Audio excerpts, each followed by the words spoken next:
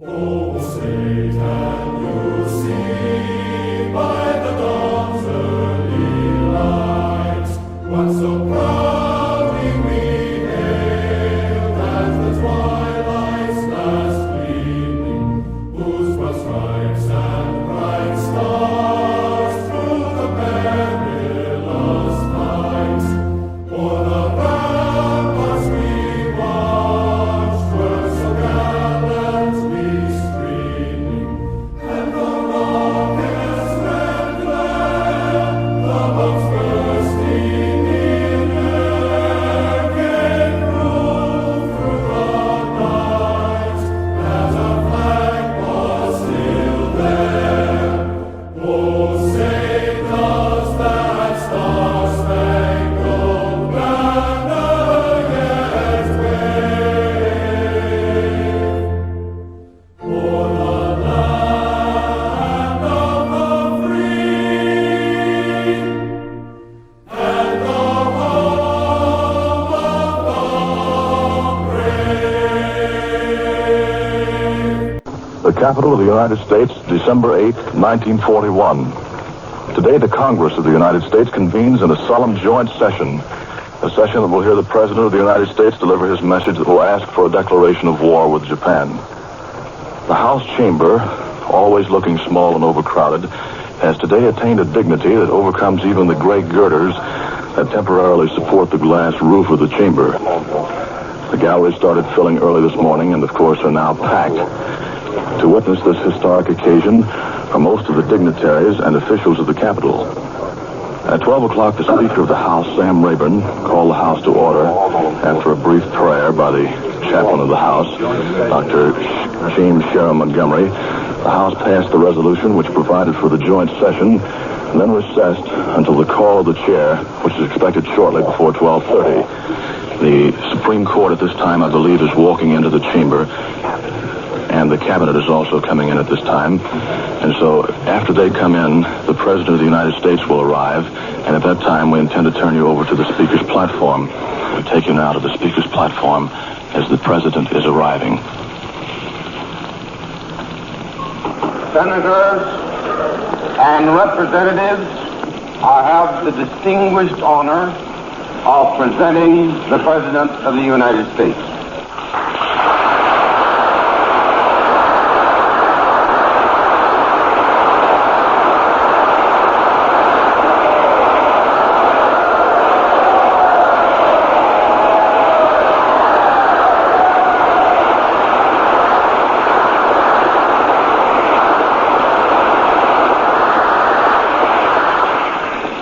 Mr. Vice President, Mr. Speaker, members of the Senate, of the House of Representatives, yesterday, December 7th, 1941, a date which will live in infamy.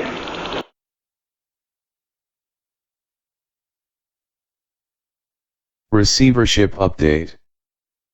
On Friday, December 6, 2024, at 2 p.m. in the Clearfield County Courthouse, the Honorable Court held a hearing concerning a petition for receivership submitted by Attorney Daniel Nelson. The Honorable Judge Frederick Ammerman signed an order placing Coalport Borough into a state of municipal receivership by order of the court at 4 p.m. It is VPPNM's understanding, the public officials no longer have power and the pseudo-secretary was discharged. According to a creditable witness, President Ricardo Nardelli, Councilor Carol Cruz, and the pseudo-secretary agreed to keep the event from the public as a secret. Vision Press Production News Media was denied knowledge of a hearing for a petition for receivership. One person purported that he thought the reason for secrecy was so the pseudo-secretary could hold her position. Allegedly, the receiver stated, "You are fired." Public opinion was, "I am so glad she is finally gone." Now that the court order is in force, what will happen?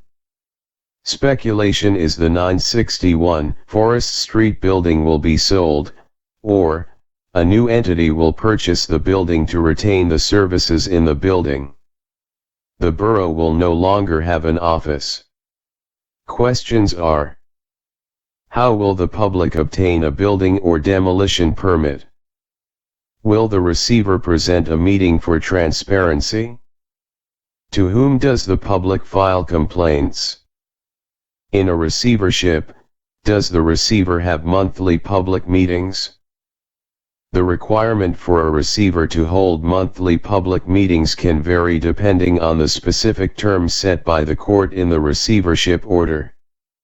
In some cases, the receiver may be required to provide periodic updates to the court and interested parties, which could include public meetings. However, this is not always a standard practice and can differ based on jurisdiction and the nature of the receivership. Would you like more detailed information on a specific type of receivership or jurisdiction? Yes. Municipal receiverships.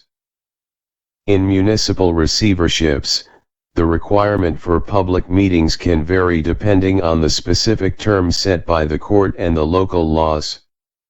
For example, in the case of the City of Chester, Pennsylvania, the Municipal Financial Recovery Advisory Committee, MFRAC, meets on the second and fourth Tuesday of every month at 1 p.m. Estate. These meetings are live-streamed on the receiver's Facebook page, allowing public access and transparency. Would you like more information on a specific municipality or state? Coalport Borough in Pennsylvania has faced significant financial challenges, leading to discussions about municipal receivership. While specific details about public meetings for Coalport Borough's receivership aren't readily available, it's common for receivership orders to include provisions for public meetings and transparency. Allegedly, the public officials believe they retain some type of powers. According to knowledgeable sources, this idea that public officials retain some type of power is false. Public officials and the public have lost their rights to govern. The receiver holds all powers and the borough code is set aside. According to Progress News, if the public sets forth 4 names of individual to restart a local government, Judge Ammerman stated he will reinstate a local government. In municipal receiverships, public involvement is crucial for transparency and accountability. Here's a general overview of how public meetings typically work in these situations. Public notice. Municipalities are required to provide public notice of upcoming meetings, including the date, time, and location.